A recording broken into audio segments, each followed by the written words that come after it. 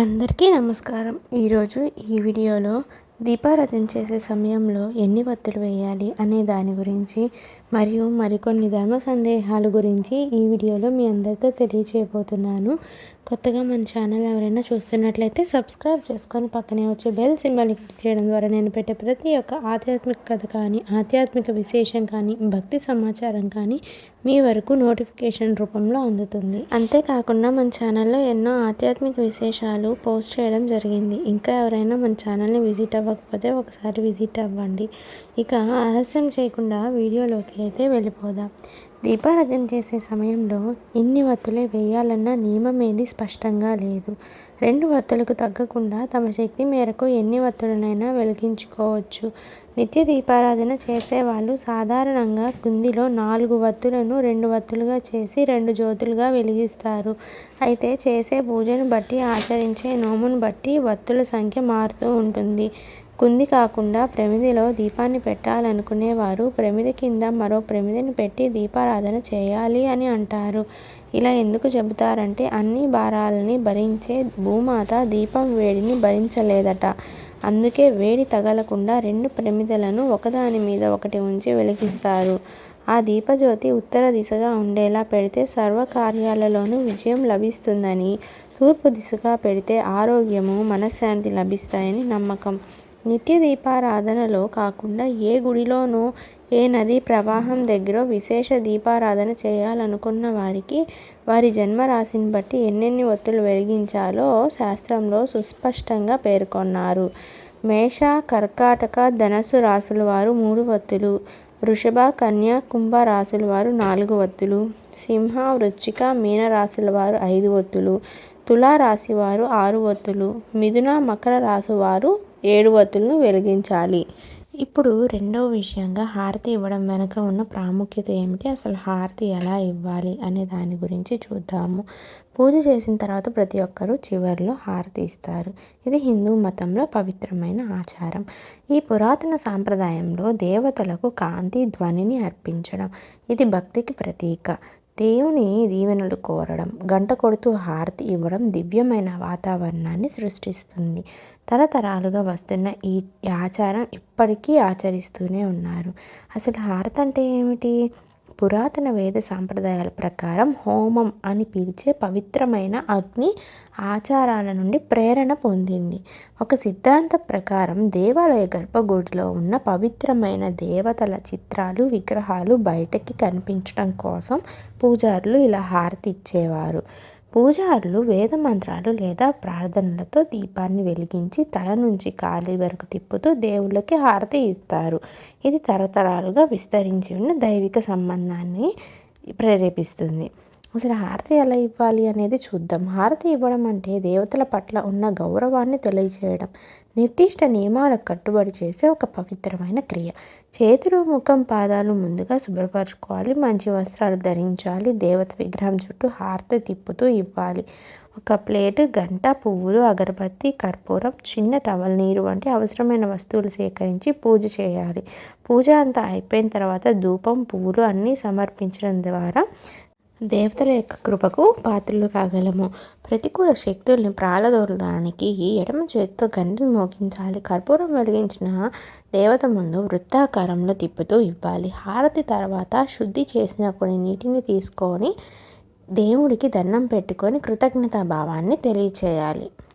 అయితే హారతి గురించి శాస్త్రాలు ఏం చెప్తున్నాయంటే, హారతి ఇవ్వడం వెనుక భౌతిక, మానసిక, ఆధ్యాత్మిక అంశాలు కలగలిపి ఉన్నాయి. హారతి ఇచ్చేటప్పుడు వృత్తాకార కదలికలో లయబద్ధంగా గంట మోగించడం వల్ల ధ్యాన, ప్రశాంతమైన వాతావరణానికి దోహదపడుతుంది. ఇవి మనసు, శరీరం, ఆత్మను సమకాలీకరించడంలో సహాయపడుతుంది. ధూపం, కర్పూరం చికిత్స ప్రభావాలు కలిగి ఉంటుంది. వాసన ఇంద్రియాలని ప్రేరేపిస్తుంది, విశ్రాంతి ఇస్తుంది. సున్నితమైన పొగ పర్యావరణాన్ని శుద్ధి చేస్తుందని నమ్ముతారు. దీపం వెలిగించడం ప్రతీకవాదానికి మించిది.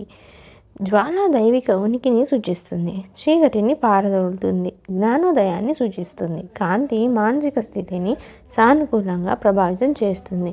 నిర్మలమైన వాతావరణాన్ని సృష్టిస్తుంది. హారతి సమయంలో ప్రార్థనలు, మంత్రాలు జపించటం, పాటలు పాడడం వల్ల ధ్వని కంపనలు ఉత్పన్నమవుతాయి. ఆధ్యాత్మిక సంబంధాన్ని పెంపొందిస్తాయి. మూడవ ప్రశ్నగా, ఇంట్లో పాడైపోయి విరిగిపోయిన లేదా జీర్ణమైన విగ్రహాలు, చిత్రపటాలను ఏం చేయాలి అనేది క్వశ్చన్. ఇప్పుడు దానికి పరిష్కారం ఏంటో చూద్దాం.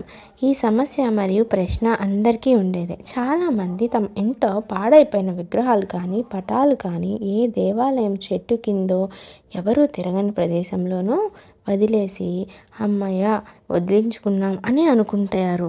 కానీ ఇలా చేయడం కన్నా ఉత్తమమైన మార్గం ఏంటంటే అటువంటి పటాలను అగ్నికి ఆహుతి ఇవ్వడం అనేది మంచి పద్ధతి. అదేంటి, దేవుడి పటాలు అలా అగ్నిలో వేస్తారా ఎక్కడైనా అన్న సందేహం ఎంత మాత్రం అవసరం లేదు. అగ్ని సర్వభక్షకుడు, అన్ని వేళలా పునీతుడు కనుక పవిత్ర అగ్నిలో దేవతా పటాలను సమర్పించడం ఎంత మాత్రం తప్పు కాదు. ఇక విరిగిపోయిన విగ్రహాలను నదిలో విసర్జించండి. ప్రవహిస్తున్న నదిలో వేయడం ద్వారా నీరు అనేది కలుషితం అస్సలు కాదు. అయితే అగ్నిలో వేయాలనుకున్నా, నదిలో వదలాలనుకున్నా ముందుగా ఆ విగ్రహానికి మనస్ఫూర్తిగా నమస్కరించి గచ్చ గచ్చ సురశ్రేష్ఠ స్వస్థాన పరమేశ్వర అని వదిలేయండి. ఇది కూడా నిమజ్జనం అని తెలుసుకోండి. దీనిని గురించి మీ మిత్రులకు కూడా సమాచారం ఇవ్వండి. ఇప్పుడు 4వ ప్రశ్న చూద్దాం. దేవుని వద్ద కొబ్బరికాయను కొట్టేది ఎందుకు అంటే, సర్వదేవతలను పూజించే సమయాల్లోనూ, యజ్ఞ హోమాదుల్లోనూ, కొన్ని శుభకార్యాలలోనూ కొబ్బరికాయను కొట్టడం తప్పనిసరి. కొబ్బరికాయ పైనున్న పెంకు మన అహంకారానికి ప్రతీక. ఎప్పుడైతే కొబ్బరికాయను స్వామి ముందు కొడతామో మనం మన అహంకారాన్ని విడనాడుతున్నామని, లోపలున్న తెల్లని కొబ్బరిలా మన మనసు స్వామి ముందు పరిచామని, తద్వారా నిర్మలమైన కొబ్బరి నీరులాగా తమ జీవితాలను ఉంచమని అర్థం. గుడిలో ఎందుకు ప్రదక్షిణలు చేస్తారు అనేది కూడా చూద్దాం. ప్రదక్షిణంలో ప్ర అనే అక్షరము పాపాలకి నాశనము, ద అనగా కోరికలు తీర్చమని, క్ష అనగా అజ్ఞానమును పారద్రోలి ఆత్మ జ్ఞానమును ఇవ్వమని. గుడిలో భగవంతుడి చుట్టూ తిరిగే ప్రదక్షిణంలో ఇంత అర్థం ఉంది. పూర్వం ఆదిలో వినాయకుడు పార్వతీ పరమేశ్వరుల చుట్టూ తిరిగి విశ్వానికి ప్రదక్షిణ చేసిన ఫలాన్ని పొందాడు. కాబట్టి భగవంతుని చుట్టూ చేసే ప్రదక్షిణ విశ్వ ప్రదక్షిణం అవుతుంది, ఆత్మ ప్రదక్షిణ అవుతుంది. భగవంతుడా, నేను అన్ని వైపుల నుంచి నిన్నే అనుసరిస్తూ ధ్యానిస్తున్నాను అని అర్థం. అందుకోసమని మనం గుడిలో స్వామివారి చుట్టూ ప్రదక్షిణలు చేస్తాము. ఇక తరువాత ప్రశ్న, ఏ గుడికి ఏ ఏ వేళల్లో వెళ్తే ఎంత పుణ్యము అనేది కూడా మనం ఇదే వీడియోలో తెలుసుకుందాము. ఉదయాన్నే శ్రీ మహావిష్ణు ఆలయానికి వెళ్ళడం మంచిది. సాయంత్రం వేళ పరమేశ్వరుని ఆలయానికి వెళ్ళడం మంచిది. శ్రీ మహావిష్ణువు స్థితికారుడు కాబట్టి ఆయన మన జీవన పోరాటంలో నిత్యం వచ్చే సమస్యలను తొలగిస్తాడు. మన బుద్ధి ద్వారా ఆపదలను తొలగించి మనల్ని సుఖంగా ఉండేలా చూస్తాడు. మహేశ్వరుడు లయకారుడు కాబట్టి రోజు పూర్తి అవుతున్న సమయంలో దర్శిస్తే రెట్టింపు ఫలితాన్ని అందిస్తాడు. తొందరపడకుండా ప్రశాంతంగా నెమ్మదిగా భగవంతుణ్ణి దర్శించాలి. విన్నారు కదా, ఇవేనండి మనకి తరచూ తట్టే కొన్ని సందేహాలు, వాటికి సమాధానాలు. ఇంతటితో ఈ వీడియోని ముగిస్తున్నాను. తదుపరి వీడియోలో మరిన్ని ధర్మ సందేహాలు, వాటికి సమాధానాలతో మీ ముందుకు వస్తాను. ఈ వీడియో కనుక మీకు నచ్చినట్లయితే లైక్ చేయండి, షేర్ చేయండి, సబ్స్క్రైబ్ చేసుకొని పక్కనే వచ్చే బెల్ సింబల్ని క్లిక్ చేయడం మాత్రం అస్సలు మర్చిపోవద్దు. బెల్ సింబల్ని క్లిక్ చేయడం ద్వారా నేను పెట్టే ప్రతి ఒక్క వీడియో అనేది ఆధ్యాత్మిక కథ కానీ, ఆధ్యాత్మిక సమాచారం కానీ, ఆధ్యాత్మిక విశేషాలు కానీ, భక్తి సమాచారం కానీ మీరు బెల్ క్లిక్ చేస్తేనే మీకు నోటిఫికేషన్ రూపంలో రావడం జరుగుతుంది.